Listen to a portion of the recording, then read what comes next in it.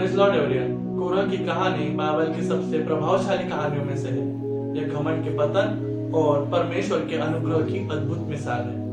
हम देखते हैं कि कोरह मूसा और हारून का चचेरा भाई था और एक लेवी था, लेकिन परमेश्वर के द्वारा दी गई सेवा से संतुष्ट नहीं था और उसको और ऊंचा पद चाहिए था। इसलिए उसने दातान, अबीराम और 250 इजरायली और वो समेत मूसा के विरोध में विद्रोह किया और उससे कहा कि इजराइल की सारी मंडली पवित्र है, तो तुम अपने आप को ऊंचा क्यों समझते हो। मूसा ने इस मामले को परमेश्वर के हाथ में सौंप दिया। परमेश्वर का क्रोध उन पर भड़क उठा और मूसा ने दातान और अबीराम को बुलवा भेजा, लेकिन उन्होंने आने से मना कर दिया और कोरह 250 इजरायली समेत आया और खुद को साबित करना चाह रहा था कि मैं भी और हम भी याजक बनने के योग्य हैं। तो परमेश्वर का क्रोध उन पर भड़क उठा और जो मूसा है वह इजरायली वृद्ध लोगों समेत दातान और अबीराम के तंबू के पास में गया और उसने इजरायली लोगों को बोला कि इनके तंबुओं के पास से अलग हो जाओ, क्योंकि परमेश्वर कुछ भयानक करने वाला है। और वैसे ही हुआ, धरती फट गई।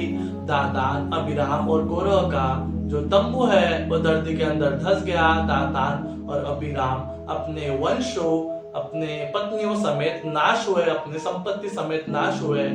लेकिन कोरह जो 250 इजरायलियों समेत था, उस पर आग पड़ी और वो भी नाश हो गया। इस बीच में हम देखते हैं कि दातान और अबीराम के बच्चे, उनके वंश तो नाश हो गए, लेकिन कोरह के वंश नाश नहीं हुए। गिनती 26:11 यह वचन उसके वंशों के विषय में गवाही देता है कि कोरह के वंश नाश नहीं हुए। जब मूसा ने कहा कि उनके तंबू के पास से अलग हो जाओ, तो कोरह के वंश भी जो अपने पिता के विद्रोह में भागीदार नहीं थे, वे भी तंबू से अलग हो गए और तंबू तो नाश हुआ, संपत्ति तो नाश हुई, लेकिन कोरह के वंश नाश नहीं हुए। और हम देखते हैं कि कोरह के वही वंश जिनको अब तक नाश हो जाना चाहिए था, लेकिन परमेश्वर की दया ने उनको नाश नहीं किया। दाऊद के समय में मंदिर में बड़े गायक और संगीतकार नियुक्त हुए और द्वारपाल नियुक्त हुए और कोरह के वंशों के द्वारा ही 11 भजन लिखे गए, जिनको हम अपनी प्रार्थनाओं में भी यूज करते हैं।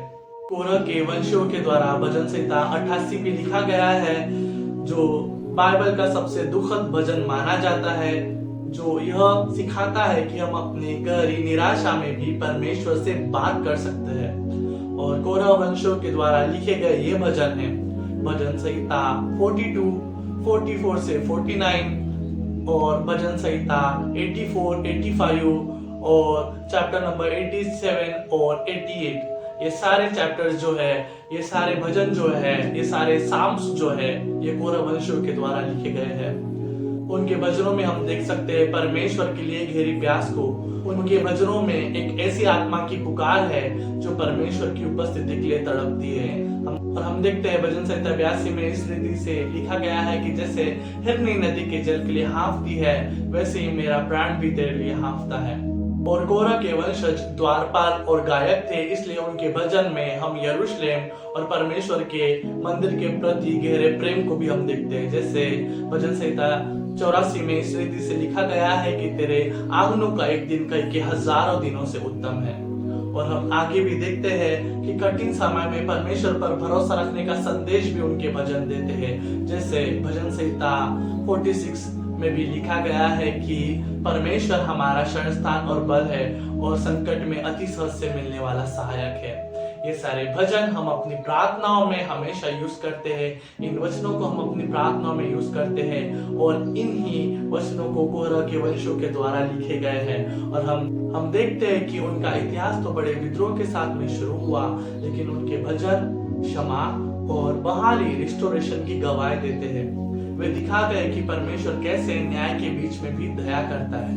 हमने इस वीडियो से यही सीखा कि कोरह ने अपनी पोजीशन की वैल्यू नहीं की, लेकिन उसके वंशों ने जो अपनी पोजीशन की वैल्यू की, तो परमेश्वर ने उनको यूज किया अपनी महिमा के लिए और हम उनके भजनों के द्वारा भी ब्लेस होते हैं। तो खुदा भी आपको इस वीडियो के द्वारा ब्लेस करे। आमीन।